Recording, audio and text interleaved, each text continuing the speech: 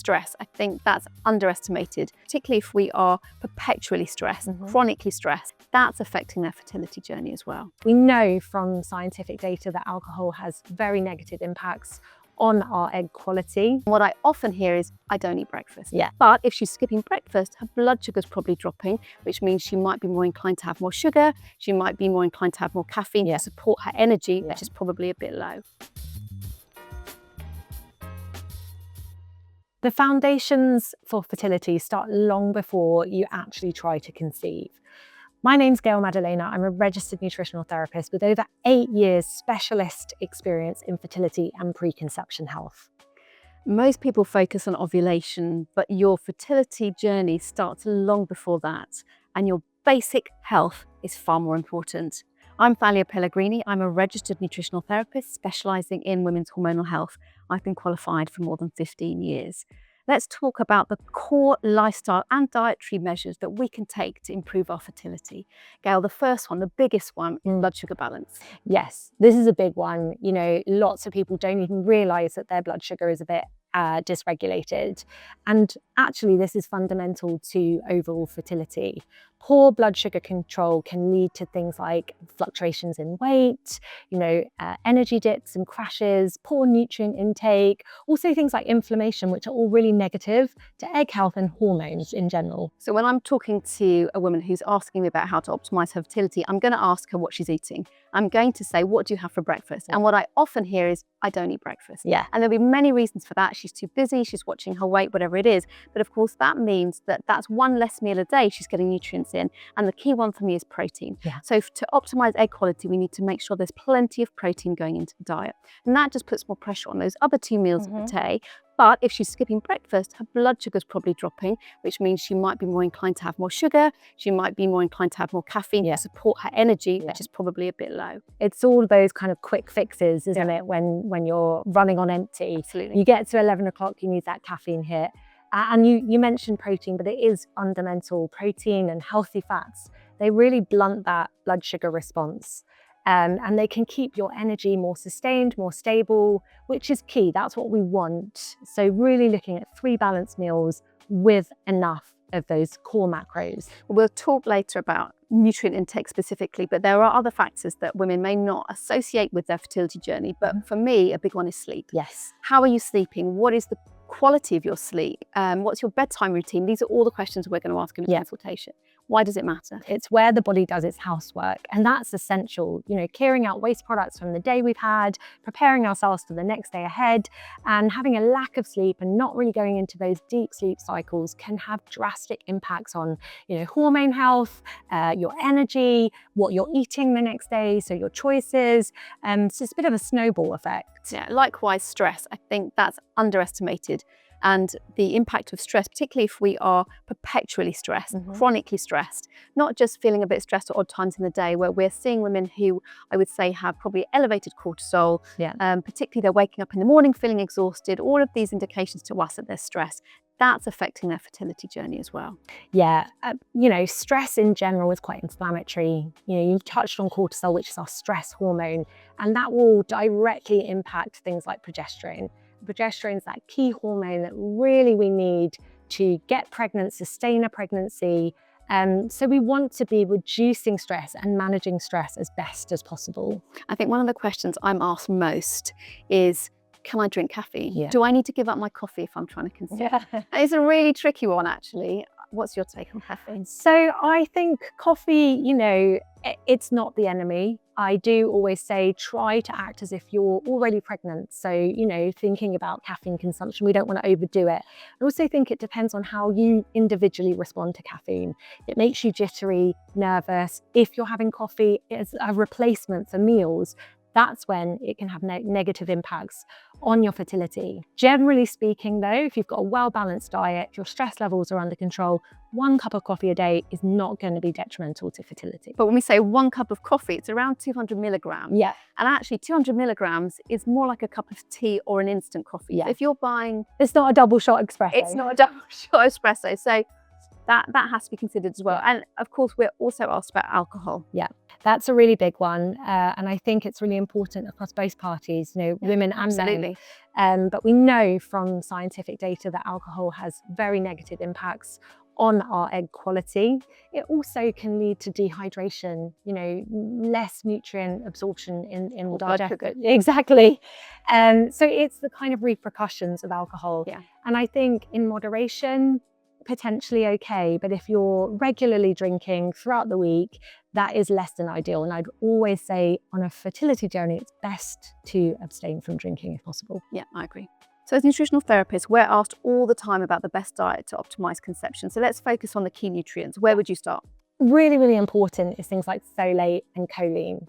These are needed for that early fetal development, things like neural tube defects, which is fundamental that we build up these nutrients prior to conception. So folate, dark green leafy veg primarily, choline, the best food source is eggs. If you don't eat eggs, that might be one to consider supplementing separately. Definitely, yeah. For me, it's omega-3. It's thinking about the cell membranes, egg quality. I'm thinking how much oily fish are you eating a week if you eat fish. If you eat oily fish, aim for 2 or 3 portions a week. Yeah. I always think putting in an omega-3 supplement is a good investment because it's really going to support that egg quality. Absolutely. And, omega-3 is hugely anti-inflammatory. And inflammation, we know, is detrimental to fertility outcomes. And a lot of people are not getting sufficient levels of oily fish in their diet. And if you are vegan, you can opt for an algae-based omega-3. Nuts and seeds in the diet obviously are a good, valuable source. Yeah. Again, vitamin D. I feel like all of these nutrients are really important. So we know that vitamin D is important for fertility. We know that it lowers the risk of miscarriage in the first trimester. Yeah. In the UK, we're not getting enough vitamin D through the whole year.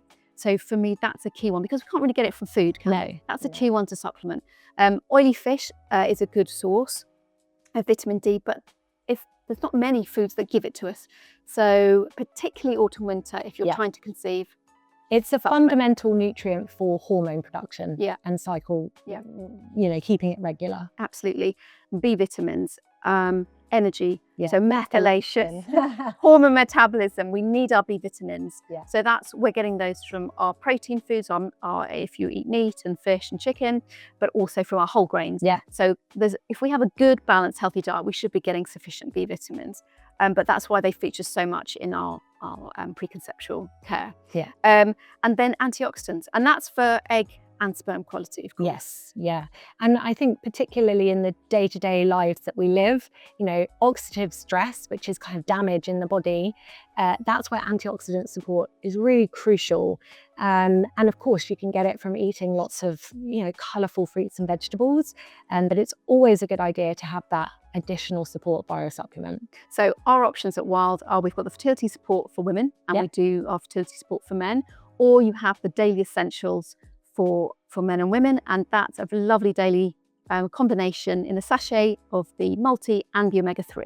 So you've got the options of how to take them, but actually just getting that great multivitamin and an omega-3 and the vitamin D is going to give you everything you need. So one of the fastest growing questions we get is how do GLP-1 medications like Mounjaro affect fertility? I think for us, the key questions are how helpful it can be for certain gynecological conditions. So PCOS, endometriosis, fibroids. Yeah. So tell us a bit about how useful or otherwise Mounjaro or similar GLP-1s can be. Yeah. Well, we know that having a high BMI can negatively impact egg quality, and you are at a slightly higher bracket and risk for miscarriage. Also, if you've got metabolic issues like poor blood sugar control, and that is typically very prevalent in things like PCOS, Mounjaro can also be really, really helpful for that in lowering it. Conditions that are very inflammatory, so thinking about things like endometriosis, adenomyosis, which have an immune component to it, and inflammation is very high. Again, the GLP-1 medications can really dilute that. So you can see how that can be really beneficial in getting on top of the condition. And in terms of blood sugar as well, how does that play in if you're taking a GLP-1 and you're thinking about trying to get pregnant?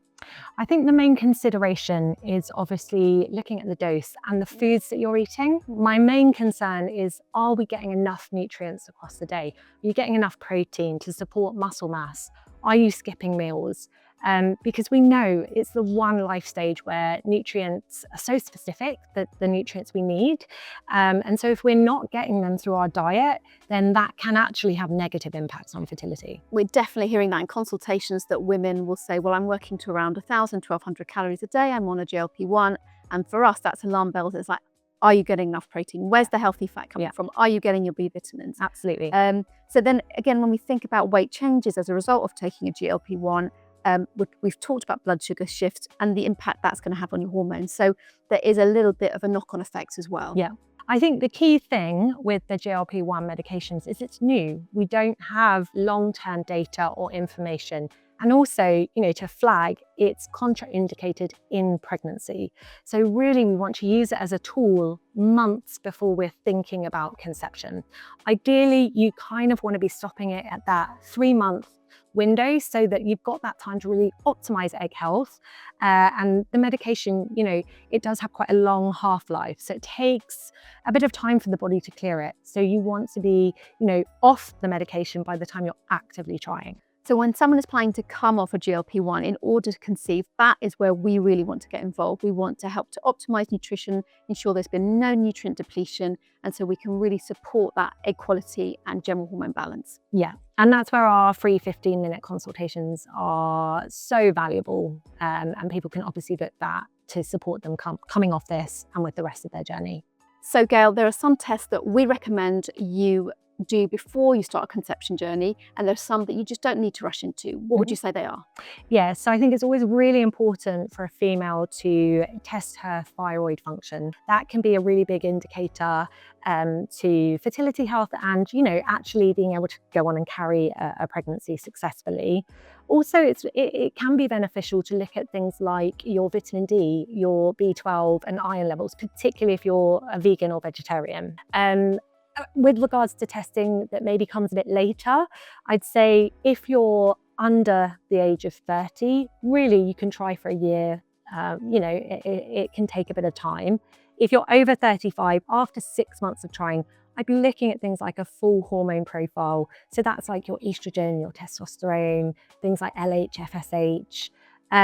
Also might be worth considering things like AMH, which is a marker of your ovarian reserve. So that gives you an indication of how many eggs you've actually got left. It doesn't tell you about the quality of the eggs though, which is important. And also, if you have long-standing gut issues, something like a stool test might be really beneficial, but not always needed. Again, things like a vaginal microbiome test can be beneficial if you have symptoms, and also a sexual health screen, which I think is, pretty fundamental for both female and male partner. There are so many emotional realities of trying to conceive, aren't there? Yeah. Let's chat about them a little bit. Absolutely, and I think having gone through my own fertility journey, it really can take over your life. It can become such a pillar of your relationship and it can cause disruption. Everything becomes about trying for a baby. It can disrupt friendship groups, everyone around you suddenly announcing baby news. It can overtake your work, you're distracted. You every month hoping for that positive pregnancy test and then your period arrives and it can be really devastating. Absolutely, and I think what we do in our society very well is focus on the woman, and of course we don't focus on the man, and this is it's two parties. Yeah. And it's so important that discussion as a couple, there's two of you, is between you about what you can both do to support your fertility. Yeah. The pressure isn't all on the woman. Yeah, a lot of women, let's be honest, we mostly speak to women. We do put an incredible amount of pressure and we're the ones that do the research and look into it and it becomes all consuming. And you're absolutely right, it takes two people to make a baby. And there's a lot that both parties can do. And also it's really important to have open conversations with your partner because it can become a big elephant in the room and it can, really disrupt your relationship. We hear from so many people who want a TTC supplement that is clean, dependable and convenient. And that's what we've done with two offerings. We've got our daily essentials for fertility, one for men, one for women, and that's a sachet that contains our omega-3 and our fertility support, really convenient. And we've also got our daily support duos, one for men and one for women too. We speak to over 1,200 women a month, and we're here for you too. You can book a free consultation via our website at wildnutrition.com. In our next episode, we're going to be focusing on male fertility, which is the often essential but missing part of the conversation.